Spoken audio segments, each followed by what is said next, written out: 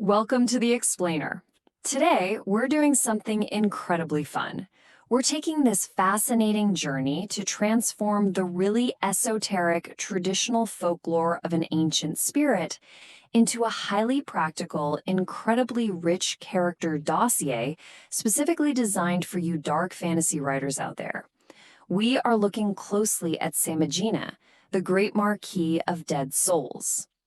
If you're building a world right now, and you've ever wanted to create a character whose very existence challenges your protagonist's morality, a figure who offers forbidden knowledge but at a terrible psychological price, well, you are absolutely in the right place.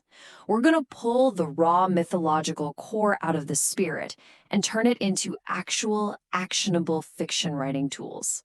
Let's get into it. So, here is the roadmap for the anatomy of a character arc we're building together today. First, we'll cover the Goetic roots, then the grave scholar archetype, followed by visualizing the Marquis, the Forbidden Archive, and we'll wrap it all up with some ready-to-use dark fantasy plot hooks. Okay, let's dive right into part 1, the Goetic roots. We have to start by looking at the raw mythological foundation of our subject, who is the fourth spirit of the Ars Goetia. Now, look at how strangely specific Samigina's baseline traits actually are in the traditional text. He's also known as Gamigin. He holds the rank of Great Marquis, and he commands 30 legions of spirits. But get this, notice his physical manifestation. He literally shows up first as a small horse or a donkey before eventually taking human form, and he speaks with this decidedly hoarse, raspy voice. As a writer, you should immediately recognize the texture here. His primary offices are surprisingly intellectual and deeply funerary. He doesn't offer your protagonist gold or military might. Instead, he teaches the liberal sciences and gives accounts of dead souls, specifically those who died in sin. He is a literal conduit for the forgotten. And this profile creates just an unbelievable atmospheric juxtaposition. When you compare Samigina to your typical loud Goetic figures, the kings and dukes who offer explosive warfare, seduction, or immense wealth, he stands out as entirely different. He's quiet, he's weird. His domain isn't battlefield dominance, it's memory, education, guilt, and testimony. For you, the dark fantasy writer, this makes him a beautifully tragic, neutral entity. He's the spectral archivist who knows exactly what the living are most terrified to ask. He isn't out there trying to conquer your protagonist's world. He's literally just sitting in the dark, waiting to answer the exact questions they definitely shouldn't be asking. Moving smoothly on to parts 2, the grave scholar archetype. Let's pivot from what he is in the mythology to what he actually means for your story, really fleshing out his mind and soul as a literary archetype. So, Samigina's primary office is teaching the liberal sciences. In classical terms, we're talking about grammar, rhetoric, logic, arithmetic, geometry, music, and astronomy. But remember, he's a demon of education after death. He doesn't just, hand your characters a textbook of facts. He takes academic learning and twists it into a chilling confrontation with regret. Think about what it actually means to learn astronomy from the dead. It's not just about mapping stars anymore, right?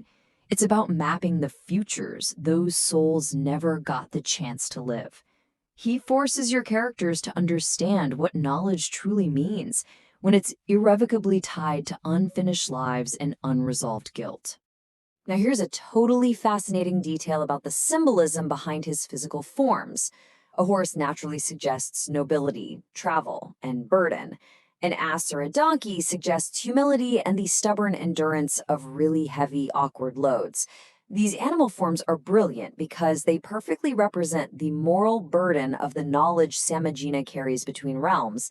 It is a phenomenally heavy load, and honestly, it's usually morally devastating for whoever is asking for it. The protagonist who summons him has to be prepared to carry that weight. When Samigina arrives as a beast of burden, it signals to your reader that the truth about to be revealed is going to be incredibly heavy to bear. So, pulling this all together, what does his actual character sheet look like? His archetype is the grave scholar, the archivist of condemned memory. His personality? Very patient, formal, dry, and sometimes outright cruel, just through pure, unflinching honesty. His greatest strength is forcing the forgotten to speak through testimony. But his core weakness, and this is what makes him such a compelling character for a narrative arc, is that he is bound to the truth as a record, not as mercy. He can report the exact, horrifying truth to your protagonist, but he absolutely cannot absolve them of the guilt that comes with hearing it. He's a mirror, not a savior. All right, Section 3, Visualizing the Marquis. Let's shift gears and talk about dressing this character. How do we introduce the sensory anchors that will make Samigina pop vividly right off your page? For Samigina, you definitely want to lean into a restrained Gothic academic visual direction. Notice the specific aesthetic choices that evoke his presence. We're talking a color palette that's heavily reliant on sepia parchment, bone white, and iron gray. Visualize dusty, abandoned lecture halls lit only by moonlight, cracked bronze bells, faded Latin marginalia, and ancient tomes, and, most hauntingly, tiny hoofprints left behind in ash. Instead of the cliché fire and brimstone, this creates an atmosphere that's highly intelligent, deeply mournful, and just profoundly unsettling. It completely grounds the supernatural in this setting of decayed academia. To really demonstrate exactly how these sensory details translate into chilling, effective prose, listen to this sample opening passage. The hoofprints began at the cemetery gate and ended at the door of the old academy, though no horse had entered the city that night. Each print was filled with ash. Each ash mark held a whisper. By dawn, the youngest student in the academy could hear them spelling his name. That dry, super formal tone immediately drops the reader right into a haunted reality. It's a perfect example of showing, rather than just telling, the creeping dread associated with this spirit. Moving on to part 4, the Forbidden Archive. Now, how do we take this specific character and place him into a much broader fantasy universe? Let's talk world building. If you are building a universe that's inspired by Goetic lore or forbidden magic, Samigina functions brilliantly as your custodian of consequence. He's guarding that very first threshold between earthly knowledge and the realm of the dead. And here is where the magic happens for you as a creator. This specific framing creates incredible moral dilemmas in your story. Samigina should never be written simply as a cackling evil monster. Instead, make him a terrifyingly neutral figure. He answers your character's questions perfectly, but the real horror comes from the fact that he doesn't care at all if the listener actually survives the truth he reveals. Neutrality, especially in the face of immense suffering, is often way scarier than outright malice. And finally, part 5, Dark Fantasy Plot Hooks.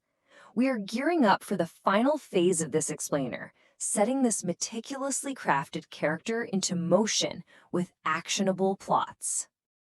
Let's hit you with some rapid-fire story prompts you can actually use right now in your writing. First, think about the cemetery examination, where desperate university students attempt to question the dead without losing their own names in the process. Or the Marquis of Forgotten Crimes, a grim narrative where a scholar solves ancient murders, but every solved death awakens a karmic debt for the living. You could do The Hoarse Professor, a tale of a child prodigy learning brilliant, highly dangerous lessons from the damned. How about The Dead Witness, a corrupted justice system that becomes obsessed with extracting undeniable truth from the dead, completely ignoring the cost to the innocent? And lastly, The Horse at the Library Door, a quest following a pale horse to find lost books that literally never should have been written. All of these are unified under one central dramatic danger, the terrifying cost characters pay when they become addicted to asking the dead for answers. Now, just a quick literary caution before we wrap up. The source material explicitly cautions that we are strictly examining folklore and symbolic world building here. We are treating Goetic figures purely as literary mirrors of human consequence, desire, and fear, definitely not as practical spiritual instruction. We are looking at this strictly through the impartial lens of a writer building a fascinating, highly textured mythology for fiction. Which brings us to the end of our profile on the Great Marquis.